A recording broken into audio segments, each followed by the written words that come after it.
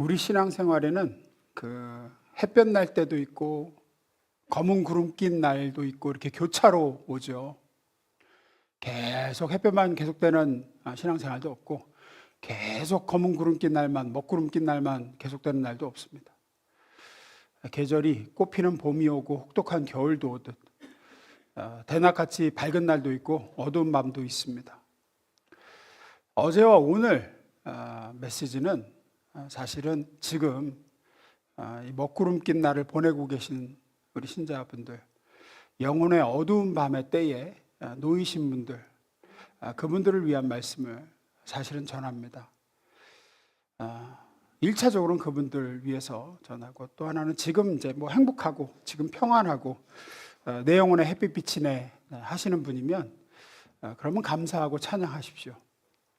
그러면서 어제 오늘의 말씀을 꼭 기억해 두시고 갈무리해 두셨다가 교차로 온다 그랬죠. 교차로 먹구름 끼는 날이 또 오면, 영혼의 혹독한 겨울이 오면 꺼내서 이 말씀을 좀 기억하시고 좀 힘을 얻으셨으면 좋겠습니다.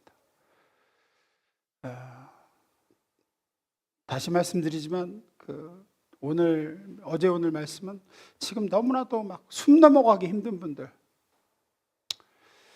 영혼에 아주 그냥 캄캄한 시간을 보내시는 분들, 오늘 말씀이 좀 위로가 되고 힘이 되었으면 좋겠습니다. 두 가지를 좀 나눠보려고 그러는데요. 첫 번째는 이겁니다. 읽습니다. 시작. 어제 말씀 한번 되짚어 보길 원합니다. 어제 제가 말씀을 드렸는데 인간의 한계를 인정해야 된다는 말씀을 드렸고, 또 하나님의 주권을 우리는 인정해야 된다는 말씀을 드렸습니다. 다 이해하고 답을 얻는 경우가 많지 않습니다. 하나님이 못 되셔서가 아니라 우리 인간의 한계 때문에 그런 경우가 많습니다. 하나님의 그 크신 운행하심과 계획과 엄청난 섭리를 우리가 절대 다 담아낼 수가 없어요. 그래서 우리는 답을 못 얻는 경우가 많습니다. 우리 삶의 문제에 대해서. 또 내가 간절히 바라고 내가 정말로 오랫동안 기도하고 기도해도 하나님이 더 좋은 계획과 하나님의 주권으로 그렇게 안 해주시는 경우도 많습니다. 이거를 먼저 인정하고 들어가야 된다고 제가 말씀드렸어요. 그래서 신앙생활은 자꾸 뭘 해결해 가는 게 아니라 사실은 그렇게 하나님의 운행하심에 대한 우리의 반응이 중요합니다. 좀 미숙하고 어릴수록 해결에 초점을 맞춰서 이거 해결받고 이거 해결받고 어떤 면에서 해결이 아니라 내가 어떻게 하나님의 이 이해할 수 없는 일하심을 받아들이고 거기에 올바르게 반응하는가, 이게 신앙이 성숙해가면 갈수록 관건입니다. 오랫동안 한국 교회가 강조한 신앙은 해결에 초점을 맞췄어요. 해결. 이렇게 하면 이렇게 된다. 해결된다. 또 이렇게 했더니 하나님께서 이렇게 해주셨다. 이런 간증들 넘쳐나고, 메시지들도 거의 그랬어요. 이렇게 해서 돌파하라. 근데 많은 경우 하나님이 돌파 안 시켜줄 때도 많습니다. 그냥 평생 그 십자가 끌어안고 살라고 하신 경우도 많아요. 근데 그런 분들은 답을 못 얻는 거예요. 이제 답을. 내가 믿음이 부족한가, 내가 죄가 많은가, 항상 그렇게 갈 수밖에 없어요. 해결에 초점을 맞추면 그래요. 신앙을 무슨 수학이나 과학처럼 어떤 원리와 공식을 발견하고 그 공식에 따라 우리 삶을 딱 대입하면 답이 딱딱 떨어져 나오는, 근데 그런 식이 아닙니다. 하나님은 그렇게 단순하지 않으십니다. 실제 현실에 딱 부딪혀 보면 아실 거예요. 신앙생활 좀 해보신 분들은 딱딱 명확하게 설명되지 않는 게 너무 많아요. 너무 많아. 특히나 정말로 알 수 없는 고난, 그것도 극심한 시련을 맞닥뜨릴 때 그런 교우들을 볼 때는 왜 하나님이 이렇게 하시는지 목사임에도 모르겠어요. 이게 뭔가라는 생각이 들고, 어려서부터 지금까지 저도 신앙생활을 해오면서 신학교 가서 성경을 연구하고 설교로 성경 공부로 이렇게 가르치지만 아직도 하나님의 일하심을 제 머리로 명확하게 이해 못합니다. 내가 무슨 말씀 드리는지 아실 거라고 생각해요. 내가 처한 상황이 어떤 성경의 공식을 대입해서 어떤 교리로 쉽게 설명되어지지 않는 게 참 많다고요. 내가 답을 알아. 하나님의 말씀을 알아. 아는데 설명이 안 돼. 설명이. 제럴드 시처라는 목사님이 있습니다. 제가 개인적으로 참 좋아하는 목사님인데 이분이 쓴 하나님의 뜻이라는 책이 있어요. 이 책에 보면 오늘날 가족들이 차를 타고 가는데 마약에 취한 마주오도 운전자가 중앙선을 침범해가지고 느닷없이 이제 정면으로 들이받아요. 그 사고로 이 목사님의 어머니, 그 사모님, 딸이 현장에서 즉사합니다. 자기하고 아들만 살아남아요. 뭐 망연자실이죠. 하루아침에 이렇게 됐으니까. 근데 그때 이분이 그 책에 쓴 게 자기가 그때 제일 듣기 싫었던 말이 뭐냐? 주위에서 하나님의 뜻이 있을 거야. 이게 제일 듣기 싫더래 아주 그냥. 그러면서 자기를 위로해 준다고 해주는 말인데 위로도 안 되고 짜증만 나요. 엄청 자기는 하루아침에 사랑하는 가족이 지금 싸늘하게 시체가 됐고 막 끔찍하게 뭉개져가지고 죽었는데 하나님이 선하신 하나님이시랑 좋으신 하나님이라시면 그렇게 좋으신 하나님이 나한테 왜 이러시나. 특히나 다 관두고도 그 5살, 10살짜리 그 딸애를 왜 데려가셨나. 걔가 뭔 죄가 있다고. 또 하나님이 전능하시다 그러면 왜 그 끔찍한 사고로부터 안 막아주시고 안 지켜주셨나. 이런 딜레마에 빠져갖고 너무나 죽고 싶은데 주위에서 너무 쉽게 말을 한다는 거예요. 답을 얘기하더라는 거예요. 해석하고.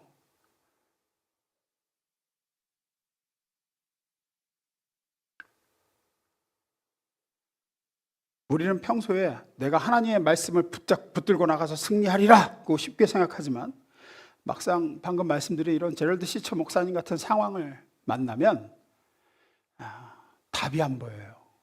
신앙의 깊은 딜레마에 빠집니다. 그래서 저도 이렇게 특별 새벽 기도회로 모인 자리에서는 이렇게 하면 성공하고 이렇게 하면 승리하고 이렇게 하면 응답받고 이렇게 하면 잘 된다. 이런 단순하고 쉬운 설교만 하고 싶지만 그렇게는 못하겠습니다. 우리 삶이란 그렇게 단순하지 않기 때문이에요. 물론 그렇게 해서 응답되는 경우도 있죠. 그때는 할렐루야 아멘이지만 안 되는 경우에는 이제 깊은 영적 침체에 빠져들어요. 오히려 왜 나는 안 해주시나 막 이렇게. 그렇게 단순하게 딱딱 떨어지는 이렇게 하면 벌 받고 망하고 이렇게 하면 복 받고 흥한다 식의 설교는 그래서 우리 실제 신앙생활에는 그렇게 도움이 안 됩니다. 오히려 실상을 호도하는 거예요.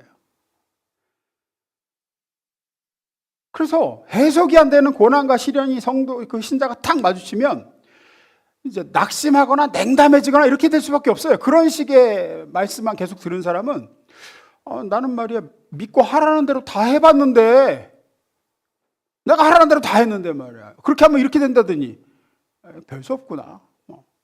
하나님의 공식대로 다 순종한 나한테 왜 이러시냐. 계시기는 한 거냐 도대체. 예수 믿으면 다 잘 되고 기도 열심히 하면 다 응답된다는데 나 사기당한 것 같다. 혹은 내가 죄가 많아서 아직도 열심히 부족해서 이런 식으로밖에 못 가는 거예요. 그럼 어느 쪽이든지 신자를 낙담시키거나 냉담하게 만들거나 잘못 배운 거죠. 잘못 가르치는 거고. 성숙하고 어떤 이런 시련의 때 여전히 단단한 신앙을 붙들고 있기 위해서는 이런 어제 오늘 같은 말씀을 새겨 들으셔야 돼요. 어린 아이가 어른이 되어 간다는 건 제가 그 욥기 강의할 때 그런 말씀 드렸어요. 인생이 동화책하고는 다르다는 걸 깨달아가는 거라고. 동화책은 어떻습니까?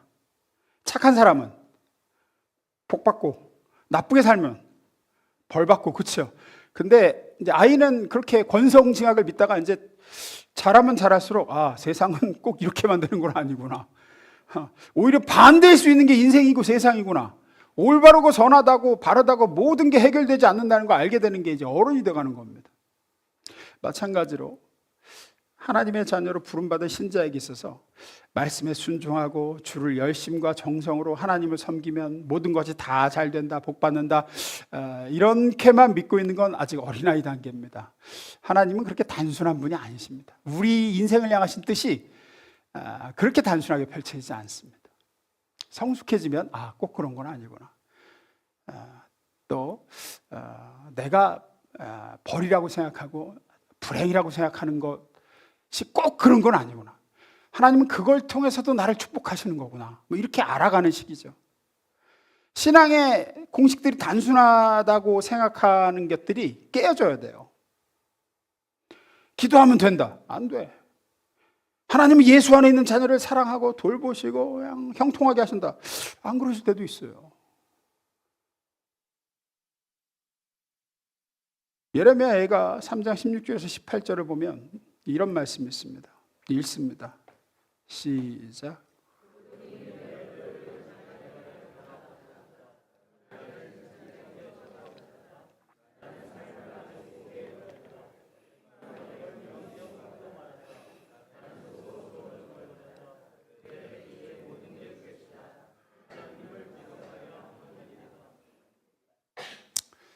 이게 무슨 뭐 예수 안 믿는, 하나님 안 믿는 불신자가 한 얘기가 아니라 선지자가 한 얘기입니다. 선지자가 그것도 성경에 기록되어 있습니다. 예레미야에 가서 유다가 망하고 예루살렘이 돌 위에 돌 하나도 남지 않은 상황을 보고 어린아이들까지 적군에 의해 바벨론 군대에 의해 도륙당한 현장을 보고 이렇게 읊조리는 거죠. 하나님이 내 얼굴을 자갈에 가려보셨고 진창에 쳐박으셨고 그래서 나는 포기해버렸다. 내 삶을 살고 싶지 않다. 이제 모든 게 끝이다. 하나님 믿어봐야 헛일이다. 선지자가 이 정도예요. 선지자가. 이런 상황이 있습니다. 신앙생활 해나가다 보면 이럴 때가 있어요. 그러면 이렇게 답을 모르겠을 때, 도무지 답을 모르겠고 어제 설교처럼 도무지 하나님의 행하심이 왜 이렇게 행하시는지 이해가 안 되고 내 오랜 소망과 오랜 간구와 오랜 기대와 바람이 완전히 무너져 내릴 때 우리가 어떻게 해야 되나? 그때 그러면 우리는 어떻게 해야 되나? 무엇이 답인가? 하나님의 일하심을 이해할 수도 없고 그분의 주권대로 이끄시는 게 내 인생이라 그러면 그 속에서 하나님은 어차피 자기 뜻대로 하실 거 아니냐? 그럼 그때 거기서 내가 할 수 있는 일은 뭔가? 하나님이 나에게 요구하시는 게 뭔가? 두 번째입니다. 이게 답이죠. 읽습니다. 시작. 그런 상황이 오면 우리 신자에게 요구되는 가장 중요한 것이 바로 버티는 인내입니다. 자폭하지 않고 하나님을 등 돌려 떠나지 않고 그냥 어떻게든 버티는 거예요. 그냥 버티는 거라고요. 누가복음 21장에 보면 고난의 때가 닥쳤을 때 예수님이 어떻게 해야 되는지를 이렇게 말씀하셨어요. 너희의 인내로 너희의 영혼을 얻으리라. 그래서 고난의 때 우리의 신앙생활에서 가장 중요한 부분은 자폭 안 하고 버티는 거예요. 그냥 그게 가장 중요한 반응이에요.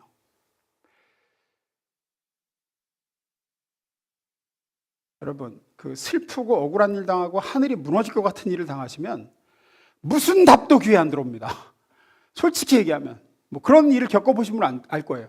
사실 무슨 위로도 위로가 안 돼요. 성경의 어떤 구절도 마음에 닿지를 않아요. 잘 그때는 믿어지지도 않고 잘 짜증나요. 짜증나. 회복의 때가 올 거야. 짜증난다고. 짜증나 막.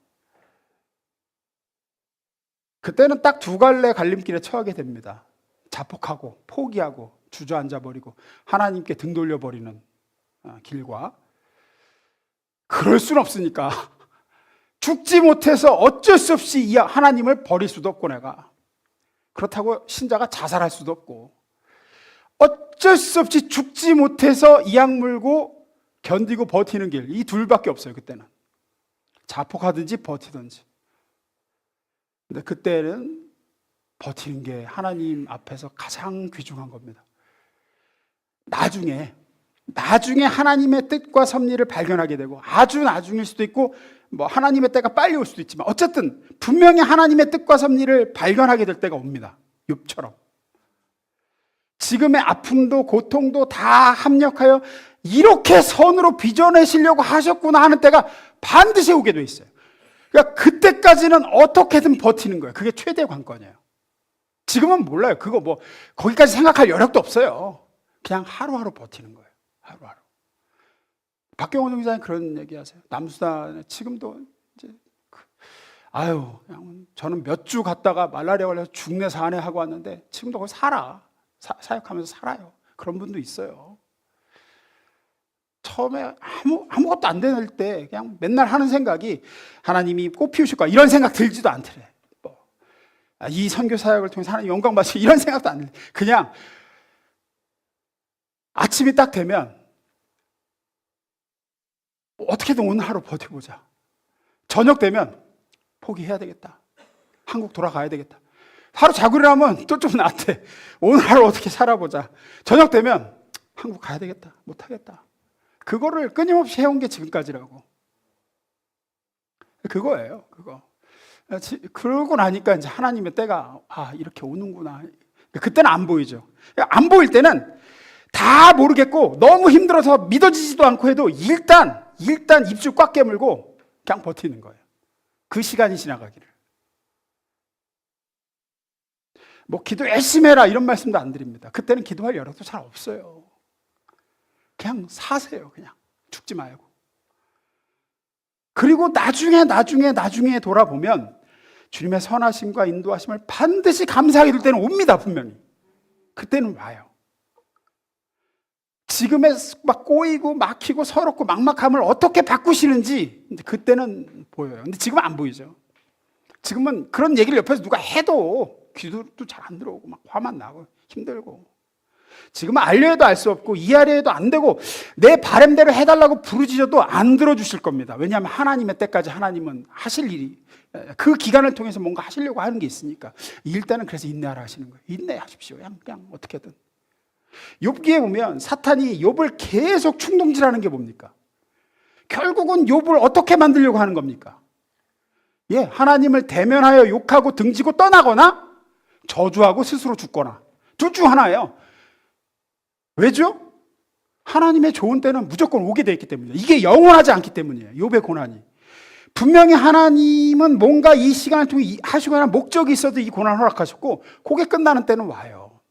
모든 것이 해석되고 모든 것을 회복시키는 때는 오고야 말기 때문에 마귀 입장에서는 시간이 얼마 없어요. 어떻게 보면 이 고난이 허락된 시간에 얘를 거꾸로 틀어야 돼. 스스로 자폭하게 만들어야 돼. 하나님 등지게 만들고 포기하게 만들어야 돼. 그게 마귀의 최대한의 관건이었습니다. 그럼 욥의 입장에서는 가장 중요한 반응, 이 사탄의 공격과 이 고난의 때 이기기 위해 가장 중요한 반응은 뭐냐? 그냥 사는 거예요. 그냥 어떻게든지 비비면서 버티는 거예요. 안 죽고. 저는 성도라는 표현보다 언제부턴가 신자라는 표현을 더 좋아하게 됐습니다. 제가 설교 때 성도라는 표현을 거의 안 쓰고 신자라는 표현을 많이 쓰죠. 왜냐하면 그 의미가 마음에 더 들기 때문입니다. 신자라는 말은 무슨 뜻이죠? 믿을 신의 사람 자자죠. 믿는 사람입니다. 믿는 사람. 그러면 믿는 신자, 그러니까 믿는 사람에게 요구되어지는 첫째 덕목이 뭘까요? 믿는 거예요. 믿는 거예요. 그럼 믿는 게 뭐냐? 믿는 게 로마서 8장 24절에서 이렇게 얘기합니다. 우리는 믿음으로 구원을 받았습니다. 믿는다는 것은 아직은 갖고 있지 않더라도 장차는 얻을 것이라는 것을 알고 기다리는 것입니다. 믿는다는 게 뭐라고요? 아니, 길게 말하지 말고 밑줄 그대만 보시면 돼요. 믿는다는 건 기다리는 거라 그래요. 믿는다는 건 기다리는 거래요. 믿음이 무엇이냐? 믿음은 한마디로 기다리는 거라고 성경은 얘기합니다. 기다리되 뭘 기다려? 어떻게 기다리라는 거냐? 그 다음 절에 답이 있어요. 25절. 만일 우리가 보지 못하는 것을 바라면, 아직 안 보이는 것을 바란다면 참음으로 기다릴지라. 이게 참으로 기다릴지냐가 아니라 참음으로 기다릴지니라예요. 이 참음으로라는 단어가 버티다라는 뜻입니다. 어떤 무거운 물건을 몸에 이고 그 아래서 인체로 서 있다라는 뜻이에요. 그냥 이렇게 뭐뭐 아래 서 있다. 버티다는 뜻이에요. 신자, 즉 믿는 사람이란 그렇게 버티며 기다리는 사람입니다. 이것이 신자의 정의요, 중요한 덕목 중 하나입니다. 버티면서 무엇을 기다리죠? 하나님께서 지금의 이 눈물과 괴로움과 한숨과 아무것도 안 보이는 이 상황을 기쁨과 감사의 찬송으로 바꾸실 날이 분명히 오니까 지금의 답 없는 현실 속에서 버티며 기다리는 거죠. 하나님은 극심한 고난당한 자녀에게 너 왜 믿음이 없냐고 나무라시는 분이 아닙니다. 아니에요. 장차 올 좋은 날을 바라보며 왜 소망을 품지 못하느냐? 너는 왜 기뻐하지 못하느냐? 이렇게 안 하세요. 고난이 극심하면 바라봐지지를 않아요. 미래가 그려지지도 않고. 그래서 하나님이 기뻐하라, 감사하라, 너는 왜 소망이 없냐, 너는 왜 믿음이 없냐, 이렇게 안 하세요. 단지 그저 버텨라. 그렇게 요구하시고, 야고보서 5장 11절을 보면 이렇게 말씀하시죠. 그래서 읽습니다. 시작.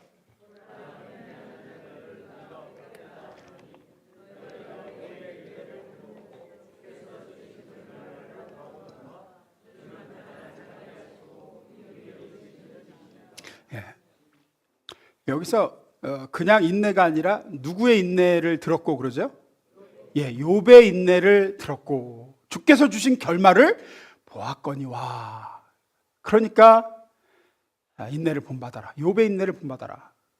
욥의 인내가 뭐냐? 욥기의 절대적인 주제는 하나님은 인간의 이해 범주 안에서 일하시는 분이 아니다. 이게 이제 욥의 큰 주제예요.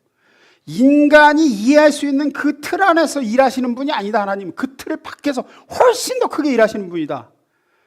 그래서 욥의 인내는 그겁니다. 인간인 나의 이해를 벗어난 하나님, 왜 이러시는지, 내가 알던 그분이 맞는지 도무지 알 수 없는 방법으로 나를 다루시는 하나님, 그럼에도 신앙을 버리지 않고, 그럼에도 하나님을 등지거나 떠나지 않고, 스스로 목숨을 끊지도 않고 죽어라 버티고 버티는 것, 그게 지금 여기서 얘기하는, 성경이 얘기하는 욥의 인내입니다. 욥의 인내. 따라서 됐어요. 하나님의 좋은 때가 올 거야, 이런 생각 지금 안 하셔도 돼요. 지금 고난 중에 있는 분들 그냥 하나님 떠나지만 마시고 그냥 버티세요. 그것만으로도 장한 거예요. 그것만으로도 대단한 거예요. 그것만으로도 하나님께 칭찬받을 만한 거예요. 그래서 그런 어떤 감당 못할 고난의 시기에는 제 노하우를 말씀드리면 그냥 주님 제발 이 시간이 빨리 지나가게 해 주십시오, 이런 기도도 해볼 만합니다. 효과가 있습니다. 빨리 지나가게 해 주십시오. 빨리 지나가게. 그렇게 이를 악물고 하루하루 버티면서 나가다 보니 나중에 상당한 세월이 흘러서 혹은 하나님의 때가 와서 뒤를 이렇게 돌아보니 그제야 상상지 못했던 선한 결과로 내가 인도되어져 왔음을 깨닫게 됩니다. 지금은 모르죠. 이제 나중에 알아요. 나중에. 야, 그때 꼬인 게 지금 이렇게 하나님이 이걸 선으로 바꾸신다고? 결국 하나님의 행하심이 가장 옳더라. 결국은 감사하게 되더라는 것입니다. 그때는 분명히 옵니다. 그러므로 신앙은 그때까지 버티는 게 관건입니다. 주님은 약속대로 그렇게 버티는, 고난 중에 버티는 신자를 고아와 같이 버려두지 않으십니다. 성령께서 저와 여러분의 연약함을 도우십니다. 하나님의 좋은 때 올 때까지 버텨야 할 때 버틸 수 있도록 때를 따라 돕는 은혜를 그때그때 주세요. 그래서 신자가 자폭을 못하는 거예요. 이건 제 말이 아니라 성경이 증거되어 있는 게 너무 많습니다. 한 군데만 보겠습니다. 열왕기상 19장 4절 5절. 엘리야, 우리 잘 아는 엘리야의 로뎀나무 얘기죠. 제가 읽습니다. 스스로 광야길로 들어가 하룻길쯤 행하고 한 로뎀나무 아래서 죽기를 구하여 가로되 여호와여, 넉넉하오니 지금 내 생명을 취하옵소서. 나는 내 열조보다 낫지 못하니이다 하고 로뎀나무 아래 누워 자더니 천사가 오로만지며 이르되 일어나서 먹으라 하는지라. 로뎀나무 아래 엘리야의 지금 모습을 보면 단순히 번아웃이 아니에요. 어떻게 보면 이게 전형적인 우울증의 증상이에요. 왜 그러냐면 첫째로 나를 뭐라 그래요? 죽여달라 그러죠. 내가 나를 죽일 수는 없으니까 신자로서 죽여달라 그래요. 넉넉하오니 지금 내 생명을 취하옵소서. 자기가 살아야 될 의미를 상실했어요. 내가 왜 살아야 되나? 죽음을 바래요. 우울증 환자의 전형적인 모습이에요. 또 뒤에 가서 보면 하나님이 너 왜 여기서 이러고 있냐? 하나님이 물으시니까 엘리야가 뭐라 그러냐? 나만 띄워놓으세요. 나만 남았습니다. 그래요. 나만 남았습니다. 이것도 우울증 증상 중 하나죠. 고립감. 나밖에 없어. 아무도 없어 내 옆에는. 그리고 또 과도한 무가치함에 시달리죠. 나는 내 열조보다 낫지 못합니다. 또 과도한 수면합니다. 계속 잡니다. 보면 엘리야가 계속 자요. 아무 의욕도 없어요.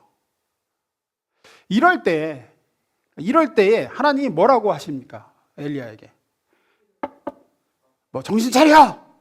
너 내 백성이라 하면서 무슨 죽음을 생각하냐?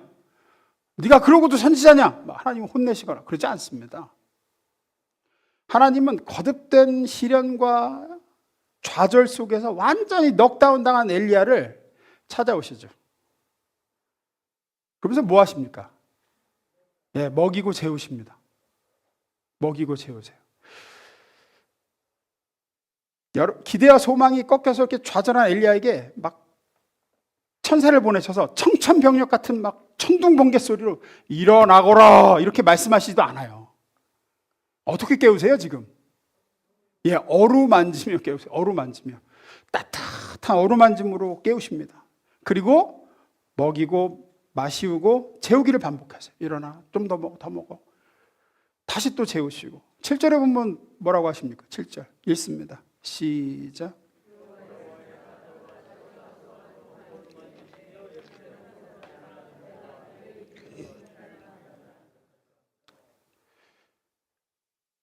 앞서 말씀드린 대로 반드시 하나님에 합력하여 모든 것을 선으로 이루시는 때, 회복의 때는 분명히 옵니다. 하나님의 때가 와요. 문제는 이제 거기까지 버티는 거라 그랬어요. 거기까지 가야 돼. 그 시간을 어떻게든 치러야 돼, 내가. 그래서 여기서 말씀하시는 네가 길을 이기지 못할까 하노라 라는 건 뭐냐 하면, 네가 하나님의 좋은 때를 보기 위해 버텨야 할 시간이 아직 남았다. 그 길이 아직 꽤 남았어. 근데 못 버틸까 내가 걱정이다. 그 얘기를 하세요. 그 얘기를. 아실만 아시겠지만 엘리야는 여기서 호렙산까지 가죠. 그리고 호렙에서 하나님의 뜻과 회복을 맛봅니다. 거기서 회복을 맛봐요. 근데 거기까지는 버텨야 된다는 거예요. 거기까지는. 하나님의 정해진 때가 있는데 거기까지니까 버텨야 되는데 지금 상태를 보니까 못 버틸 것 같다. 그래서 너무나 좋으신 세심하신 우리 주님이 어떡합니까? 버틸 힘을 공급하시는 거죠. 천사로 와서 어루만지고 먹이고 마시고 재우고 또 일어나 좀 더 먹어라. 더 먹이고. 지금 영혼의 겨울을 지나고 계신 분들, 영혼의 어두운 밤을 헤매고 계신 분들, 오늘 이 새벽에 이렇게 그 길을 버틸 수 있게 어루만지시고 먹이시는 하나님의 은혜가 여러분에게 있기를 주의 이름으로 축원합니다. 이 힘든 시간을 잘 감내하고 하나님의 섭리가 완성되는 때를 이렇게 돌아봤을 때 그때는 참 안 죽고 버티길 잘했다. 이렇게 좋은 때가 있었구나. 그때까지는 언젠지 모르죠. 그러나 분명히 있습니다. 그렇게 버틸 수 있게 하나님은 엘리야에게 천사를 보내셨듯 여러분에게 주의 사자를 보내주실 줄로 믿습니다. 기도하겠습니다.